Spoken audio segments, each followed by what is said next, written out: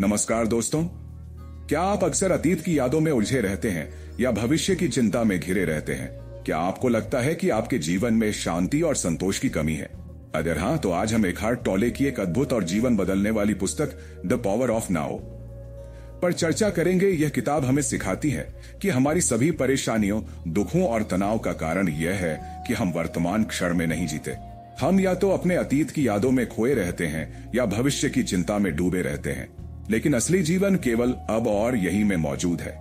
जब हम इस सच्चाई को पूरी तरह से स्वीकार कर लेते हैं और अभी में जीने लगते हैं, तभी हमें सच्ची शांति और आनंद का अनुभव होता है। यह पुस्तक हमें अधिकतर लोग अपने विचारों को ही अपनी असली पहचान मान लेते हैं, लेकिन सच्चाई यह है कि हम उन विचारों से अलग एक शुद्ध चेतना, प्योर कॉन्शियसनेस है। जब हम इस सत्य को समझ जाते हैं तो जीवन पूरी तरह से बदल जाता है। आज हम इस पुस्तक के हर महत्वपूर्ण पहलू को विस्तार से समझेंगे ताकि हम इसे अपने जीवन में लागू कर सकें और मानसिक शांति प्राप्त कर सकें। तो आइए इस अद्भुत यात्रा की शुरुआत करें। पुस्तक का विस्तृत सारांश 1, वर्तमान क्षण की शक्ति, द पावर ऑफ नाउ। अतीत और भविष्य केवल एक भ्रम है। एकहार्ट टोले कहते हैं कि अधिकतर लोग अपने जीवन का अधिकांश समय अतीत की यादों में खोकर या भविष्य की चिंता में बर्बाद कर देते हैं। लेकिन सच्चाई यह है कि अतीत और भविष्य केवल मन के विचार है, वे वास्तविक नहीं है। जो कुछ भी सच में मौजूद है वह केवल अभी है। यदि हम पूरी तरह से अब में जीना सीख लें तो हमारी सभी परेशानियां, दुख और तनाव दूर हो सकते हैं। कैसे वर्तमान में जिएं? हर कार्य को पूरी जागरूकता और ध्यान के साथ करें।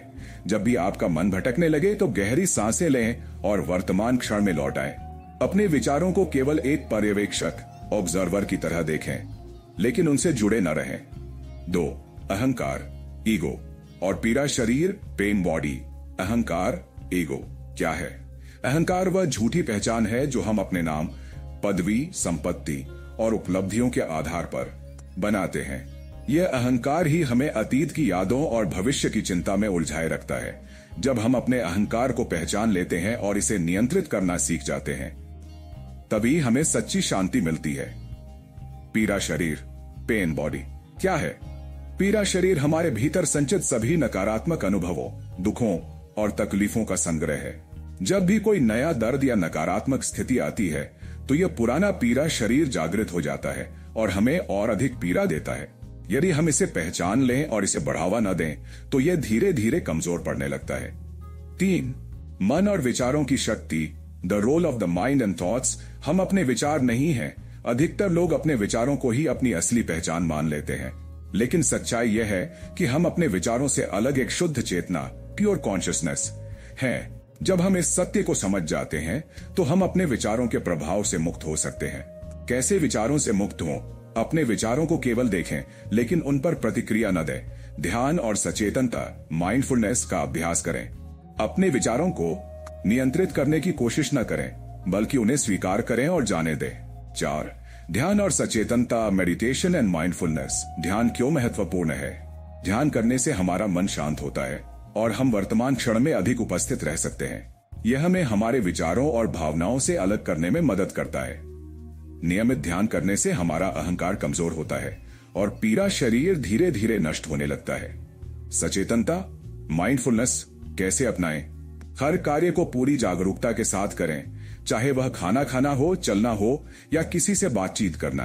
अपने शारीरिक और मानसिक अनुभवों पर ध्यान दें। जब भी आपका मन भटकने लगे तो उसे धीरे धीरे वर्तमान क्षण में वापस लाएं। 5, स्वीकृति और समर्पण, एक्सेप्टेंस एंड सरेंडर। सच्ची शांति कैसे मिलेगी? जब हम किसी भी परिस्थिति से लड़ना बंद कर देते हैं और उसे पूरी तरह स्वीकार कर लेते हैं, तभी हमें सच्ची शांति मिलती है। इसका मतलब यह नहीं कि हम बदलाव की कोशिश न करें, बल्कि यह है कि हम किसी भी परिस्थिति का विरोध करने की बजाय उसे स्वीकार करें और शांत मन से समाधान निकालें। कैसे अपनाएं स्वीकृति और समर्पण? अपने विचारों और भावनाओं का अवलोकन करें, लेकिन उनसे प्रभावित न हो।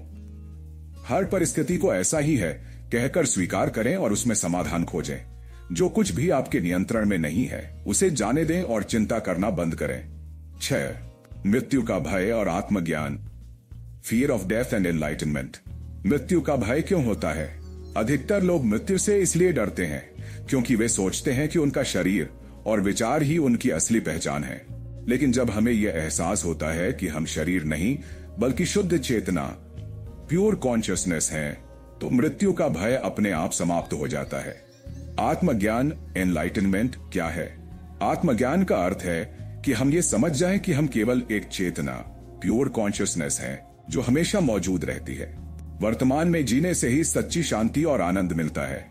निष्कर्ष, द पावर ऑफ नाउ हमें सिखाती है कि सच्ची शांति और आनंद वर्तमान में जीने से मिलते हैं। अतीत भविष्य को छोड़कर अब में रहें, अहंकार और पीड़ा से मुक्त हो, ध्यान और स्वीकृति अपनाएं। आज से ही वर्तमान में जीना शुरू करें।